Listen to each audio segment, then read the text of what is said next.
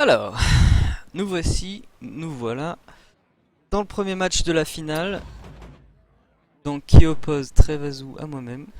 Et je vais jouer en tant que premier deck. Bon, écoute, j'ai pas envie de faire de surprise. Je vais miser sur le Warlock. Je sais, honnêtement, j'ai regardé les deux matchs deux des matchs de Trevazu. Mais c'était il y a genre un mois et je me rappelle juste plus quoi. Je sais plus ses decks. Donc le deck, on va dire défensif par excellence, on va dire le Warlock, Handlock. Handlock Warrior. Ok. Gul'dan versus Malfurion. I must protect the wild. Your soul shall be mine! Ok, alors. Warlock, ce qu'on veut comme carte, c'est ce genre de cartes là. Qui ont une influence selon le nombre de cartes que vous avez, etc. Est-ce qu'il va jeter une carte qui a un de mana, qui a un PV? Mais pas tout de suite. Je garde ça pour l'instant. Et rien d'autre.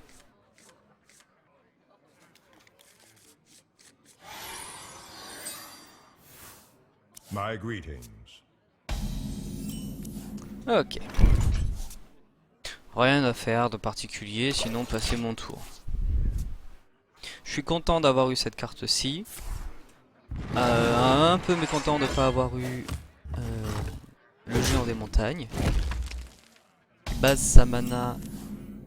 Le gagnant gagne gagne quoi? Quand j'arriverai à lire pour le lire. Le gagnant gagne quoi, Thorfinn? Le gagnant gagne quoi? 500 gold. Ça fait beaucoup quand même. Une rêve avec Thorfinn. C'est ce qu'il y a à gagner, hein. C'est la seule chose qu'il y a à gagner.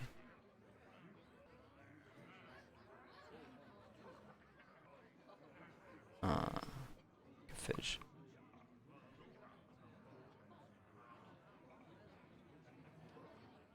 I wonder. Je vais jouer cela. Je vais jouer cela. Pourquoi pas, après tout.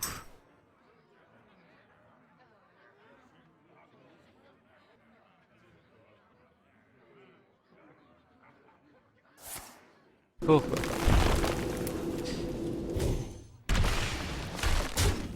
Alors là, il joue de manière très offensive. Peut-être trop offensive. Pour l'instant, j'ai même pas eu besoin d'utiliser un taunt pour qu'il le joue. Pour moi, c'est trop offensif de sa part. Trop offensif. Je vais jouer ça pour épuiser ses silences s'il en a. Il doit en avoir, hein, il doit en avoir évidemment, mais... I must safeguard the land. Voilà le silence, il va jouer ça. Est-ce qu'il en a deux de silence? On demande, on pose la question. As-tu deux silences, Trevazu? S'il en a deux, j'avoue qu'il les aura bien amortis. Voilà, il en a deux. Je vous avoue que je suis quand même un peu dégoûté. Mais c'est pas grave, on va pas perdre notre bonne humeur pour ça. Un peu quand même, hein, un peu quand même. Je vais jouer ceci, cela, je la joue très offensive, parce que pourquoi pas. Prochain tour, ceci, cela. Voir s'il a une réponse à ça. Ça me fait pas beaucoup peur. Même pas du tout. Pas du tout. Ah non, on va pas se la jouer. On va pas se la jouer. Je gagne des PV, j'attaque sa bouche. Je lui laisse me descendre un peu mes PV pour pouvoir jouer ça plus tard. Je joue trop rapidement à mon goût, mais c'est pas grave. Ça, je peux lui faire exactement la même chose. Ça me pose aucun problème.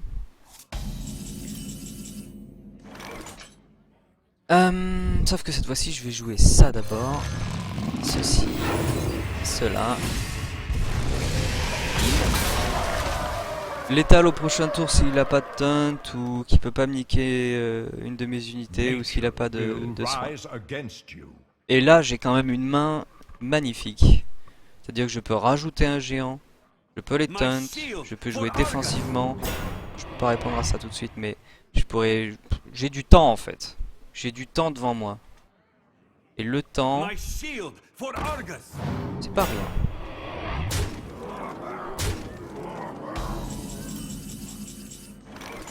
Ha. Ha.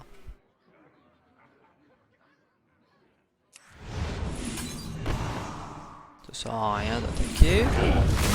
Ceci, cela. Et j'ai pas envie qu'il balance un sort, donc plutôt que de copier ça et de la jouer greedy, ça l'empêche de faire pas mal de sorts.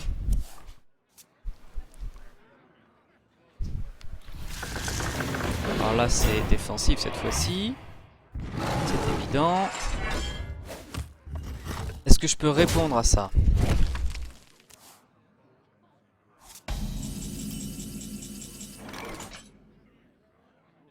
J'ai 3 points de dommage ici, 8, ouais c'est bon. Voilà, une partie rapide, ce qui ne veut pas dire une partie facile. Mais je suis curieux de voir quel est le second build qui va me proposer en fait. Quel sera le second build qu'il va me proposer? Il sait ce que je joue maintenant, il sait qu'il a affaire à un handlock. Est-ce qu'il va avoir une réponse ou pas?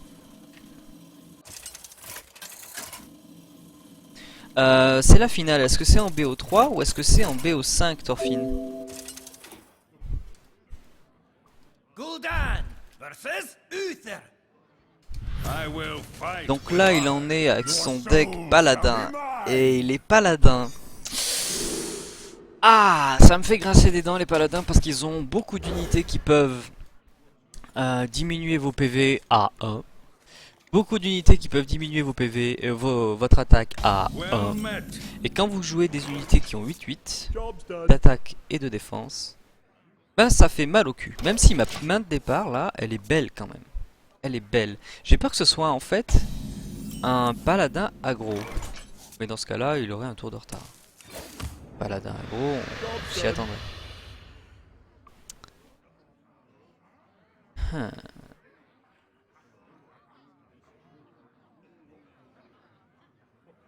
Ouais. Je suis en train de réfléchir. Est-ce qu'ils ont des silences les paladins? Ben pas plus que n'importe quelle d'autres unités. Est-ce que je la joue défensive? Non. Je fais comme si de rien n'était, comme si je n'avais rien vu. Prochain tour je joue ceci, prochain tour cela. Si jamais il y a vraiment beaucoup de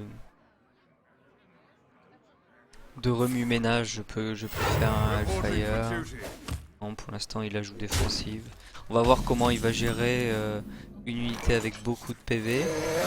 S'il a une réponse face à cette unité, s'il en a pas, ben il va encaisser ça et ça au prochain tour.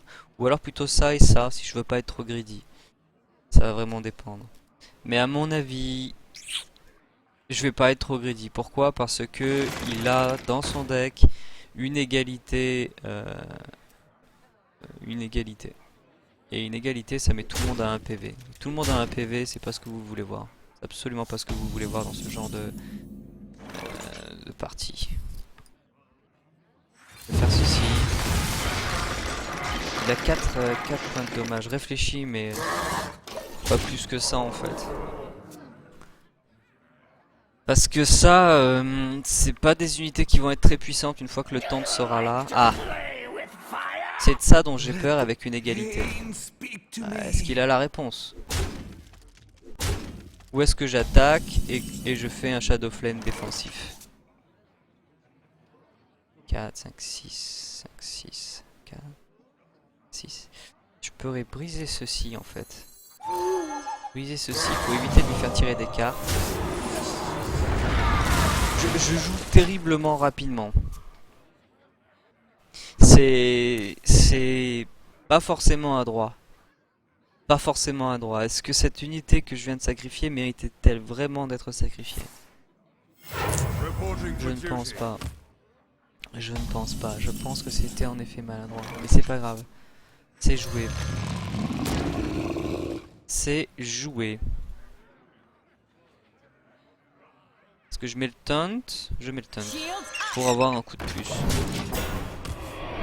Je pourrais, s'il ne lui fait pas grand mal, faire ceci. S'il lui fait trop de mal, faire cela. S'il joue une grosse unité et là il a la mana Follow the pour. rule. C'est pas ça la grosse unité. Bah, je pourrais My faire shield ceci. for Argus. À voir, à voir, à voir. Ça me fait pas grande peur. Ça me fait pas grande peur. Je vais jouer cela. Je vais jouer ceci. Et maintenant la question c'est est-ce que je Soulfire dans le risque de perdre de belles cartes ou est-ce que je passe mon tour? Là ça fait griller quand même 2 cartes. Mais est-ce que c'est des grosses cartes? Non. Je la joue sécure au maximum. Au maximum. C'est un beau taunt que j'ai. Certes ça a plus d'attaque mais c'est un beau taunt et j'ai ça derrière. Va-t'en. Kodo. Kodo ou pas Kodo?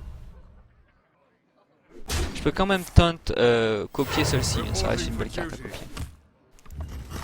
Ok. Donc c'est ce que je vous disais en début de game, les paladins ont plein de cartes qui vous font baisser votre attaque à 1 contre un unlock, ben ça fait chier quoi. Ça fait chier. Mais bon c'est pas insurmontable, hein. Loin de là, loin de là, loin de là. Ah merde. Vous voyez, je joue trop vite. Je joue trop vite parce que il aurait fallu que je tire une carte avant de faire tout ça. Et maintenant que je réfléchis, est-ce que je veux jouer une carte? Ouais. J'aime vivre dangereusement. Ouais. Voyons ça.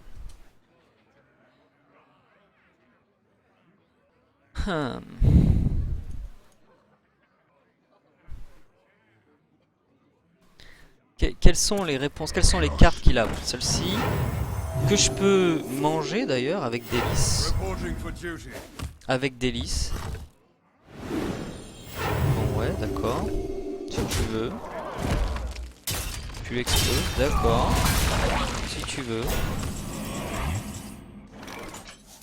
Mange ou copie? Ah merde, bonne question. Est-ce qu'il a des plus grosses unités encore dans son ventre là? Allez, on va dire que non, pas pour l'instant. On va dire que non, pas pour l'instant. J'ai rien à silence, je peux enlever ceci. Et me... J'ai des Molten qui attendent. J'ai des Molten qui attendent, mais je pense qu'il aura d'autres opportunités de me faire des dommages. Donc on va voir. Ah, ah voilà l'unité que je veux copier. La voici, la voilà. For duty. Ça c'est une belle unité à copier. Ou à manger. En fait les deux sont bons. Mais comme j'ai un Lotep qui vient de tomber, le choix va se porter sur la copie. Bête et méchante.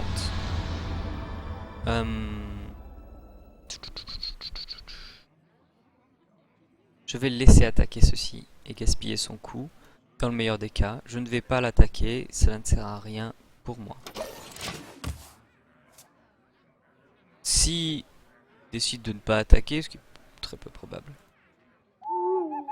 je pourrais quand même lui manger son unité le tour d'après. Reporting for duty.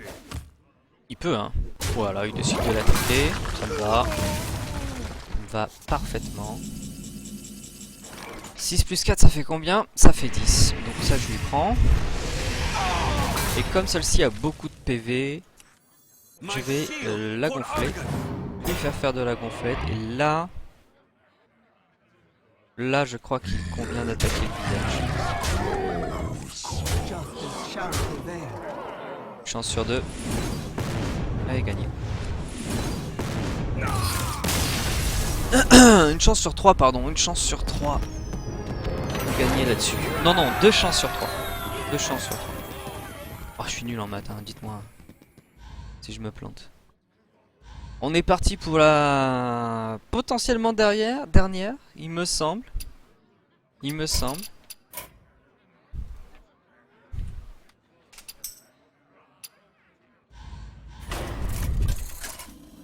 À moi les 500 gold.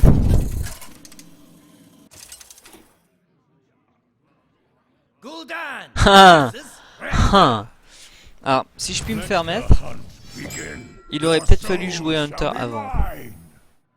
Parce que le Hunter, ça reste quand même le contre naturel du Handlock. Parce que malgré toutes mes défenses là que je pose, celle-ci, il peut quand même percer mes défenses avec cela.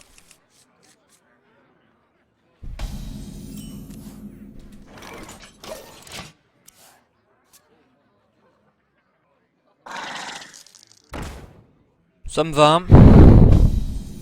Je peux jouer la tempo et de faire ça. C'est pas grave, la carte est là. Jaraxxus. Jaraxxus. Qui dit n'importe quoi sur le chasseur. Shake qui n'a jamais vu un deck chasseur contre un deck handlock. Jamais. Shake, je t'invite à regarder tous les joueurs professionnels de Hearthstone qui disent tous la même chose sur le deck chasseur contre le deck handlock. Énorme désavantage pour le handlock. Énorme.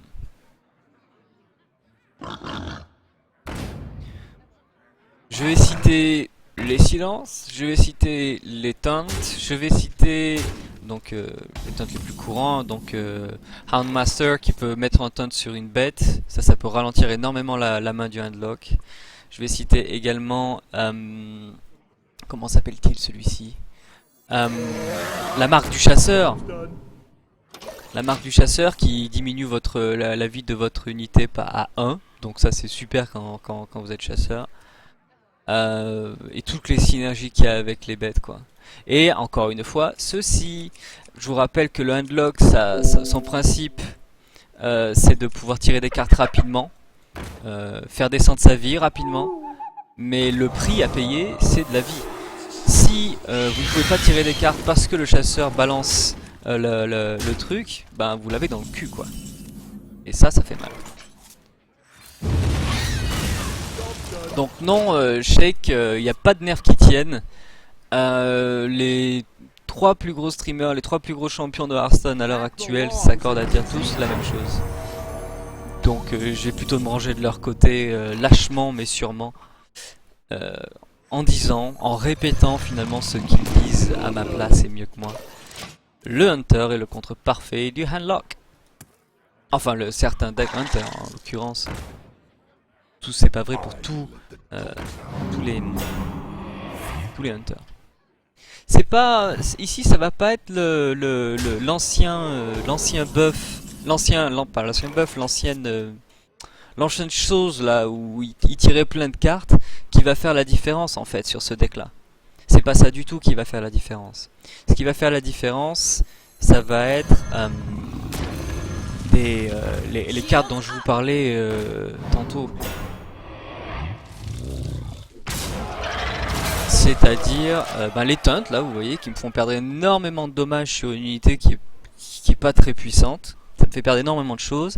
La marque du Hunter que vous venez de voir encore une fois qui est juste parfaite pour contrer des unités grosses comme celle-ci. Donc voilà, c'est tout ça qui fait que c'est particulièrement difficile ce deck contre un deck Hunter. Donc là vous le voyez, écoutez, dans une forme considérable. Il n'est pas en grande difficulté quoi, c'est là où je veux en venir.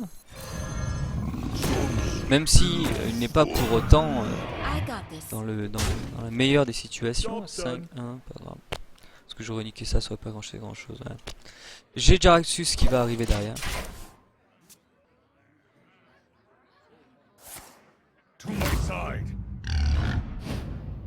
Ah, intéressant.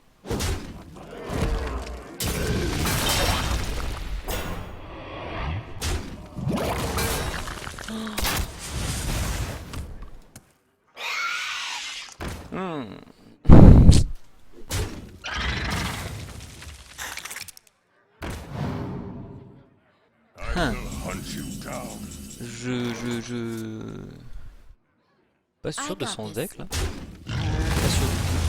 Je vais la jouer safe. Je sais que vous avez envie de voir Jaraxxus, mais c'est pas la bonne carte à tirer maintenant, pas tout de suite. C'est pas la bonne carte à tirer tout de suite. Il me reste encore un petit peu de mou sous le pied avec le nombre de cartes qu'il a. Il m'inquiète pas pour l'instant, il m'inquiète pas assez. C'est le chat. Il va niquer ces 2 unités là-dedans. Ce qui me va. Ce qui me va. Est-ce que je joue ça d'ailleurs? Est-ce que je joue Jaraxxus? Est-ce que je joue Jaraxxus? Est-ce que je joue Jaraxxus? Ouais, je vais jouer Jaraxxus.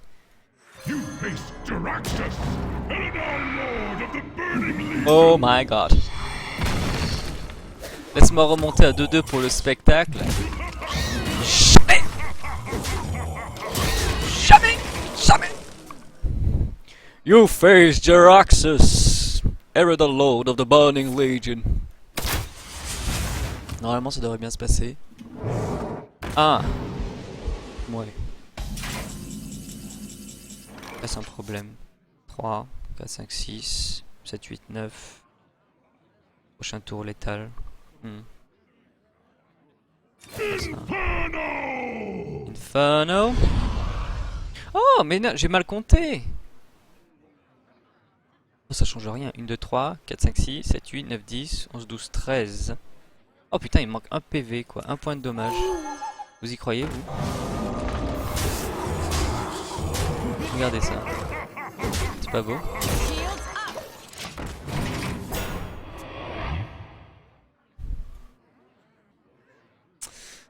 Ah, eh oui, eh oui, eh oui, Trevazu. Harrison là lui aurait fait piocher juste 7 cartes quoi. 7 cartes.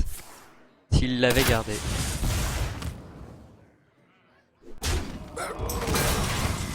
Ouais, GG.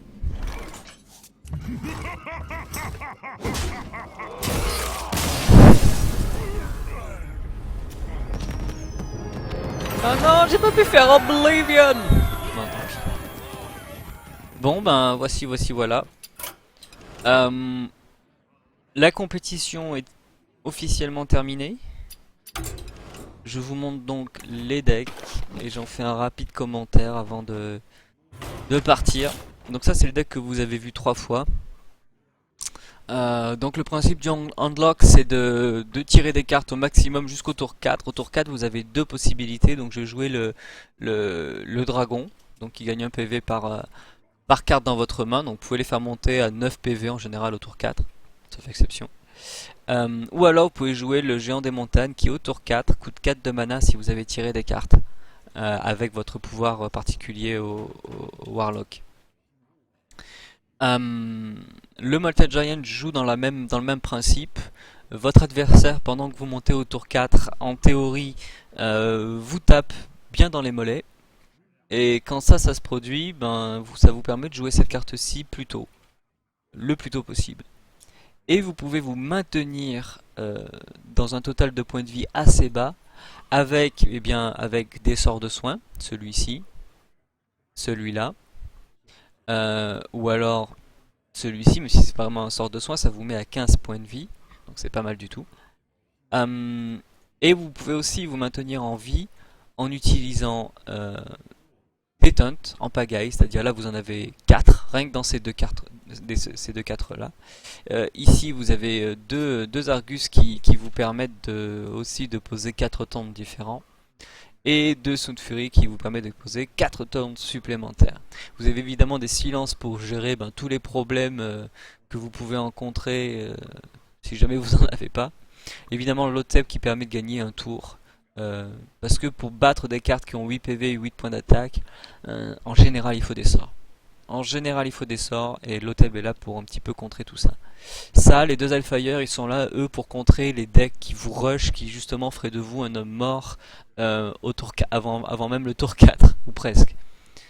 Donc avec ça vous faites un petit peu le ménage sur le tableau. Même principe pour ceci. Même principe pour ceci. Voilà. Ça c'est pour le deck Handlock, donc qui a hélas bien amoché Trevazu.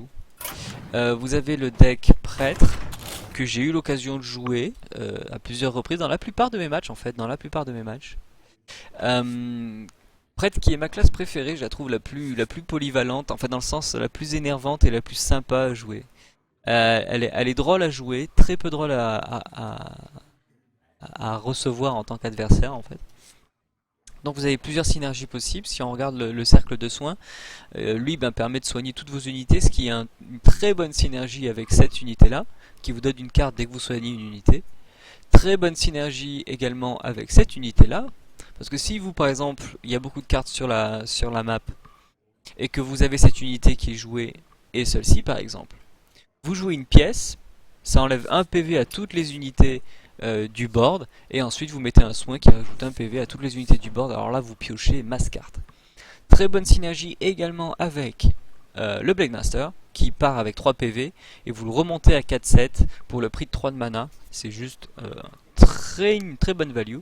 Et enfin, une synergie avec Okanai qui en fait fait du cercle de soins un Fire Blast, c'est-à-dire le truc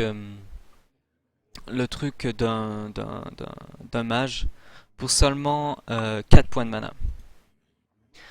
Oh, someone just connected to the stream. His name Funk92. Funk92, yes, I'm sorry, this is a French channel. It's a competition between a few friends, so that's French. I'm sorry for you.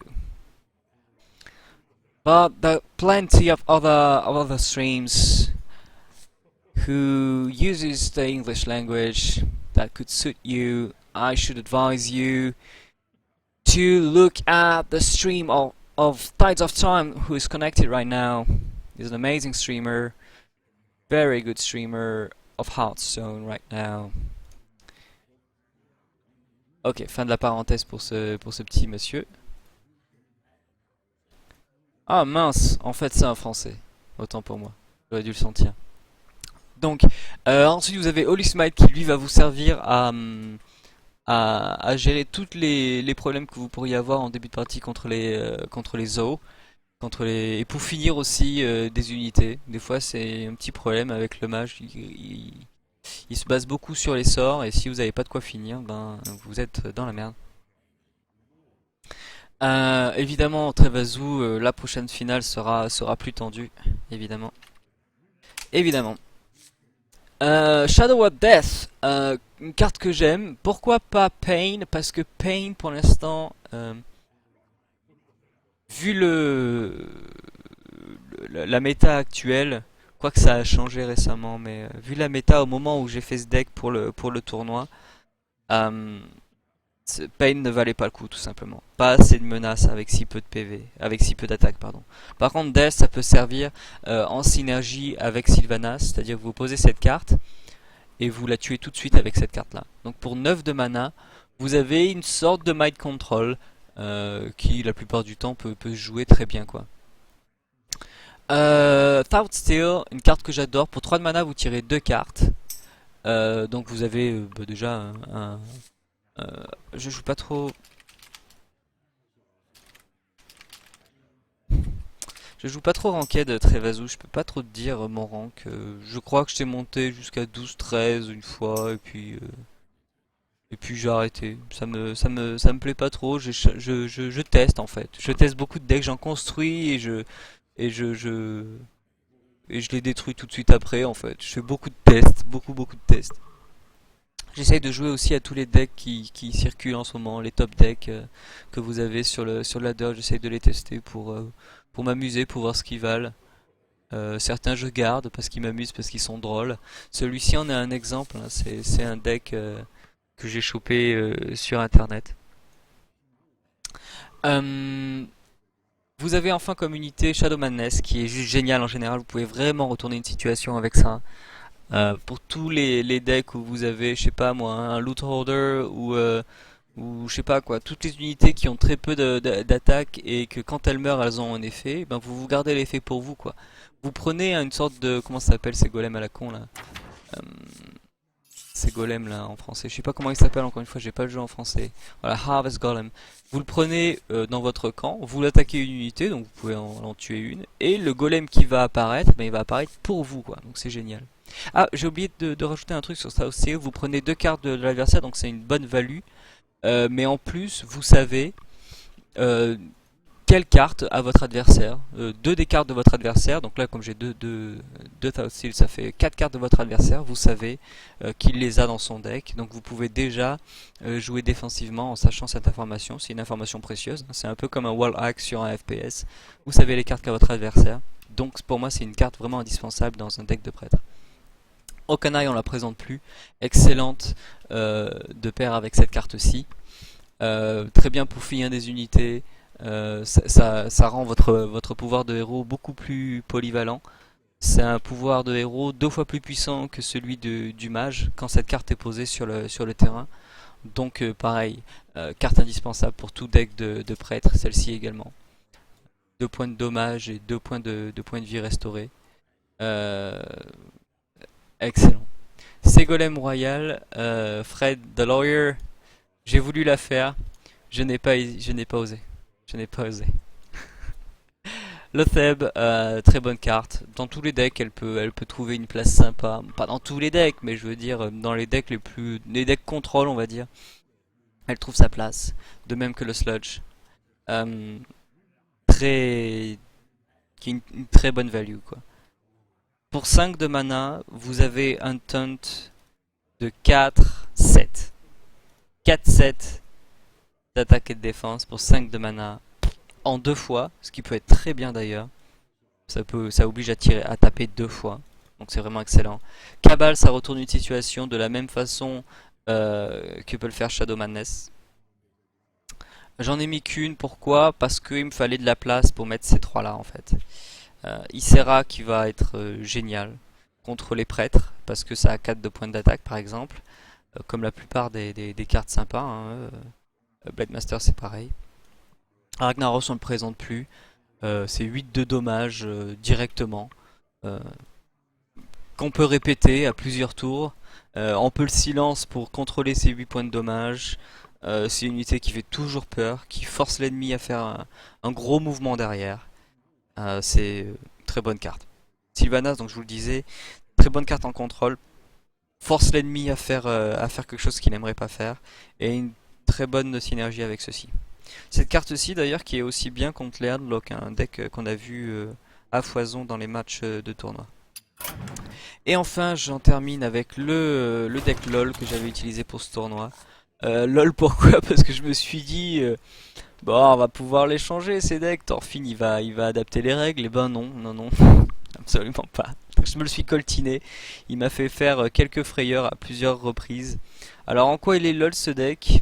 Il est basé sur un principe de secret, j'ai beaucoup de secrets, donc contre-sort, dupliqué, entité miroir, ça fait beaucoup de secrets.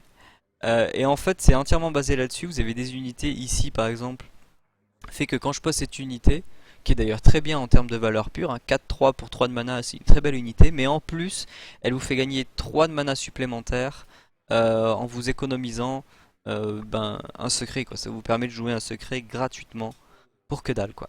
Et ça c'est vraiment excellent. Donc c'est une des grandes unités qui synergise très bien avec ce deck, de même que celle-ci ça va être la deuxième. Dès que vous contrôlez, dès que vous avez un secret sur vous, quand vous jouez celle-ci, quand vous passez votre tour, elle gagne 2-2. Et ça se cumule en fait. Si vous avez 2 secrets, elle va gagner 4-4. Et si vous gardez ces secrets encore un petit moment sur vous, elle va regagner 4-4. Et c'est juste énorme quoi en fait. Ça peut devenir énorme.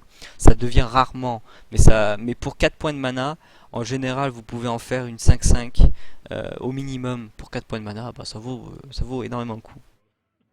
Enfin, Fugen et Stalag.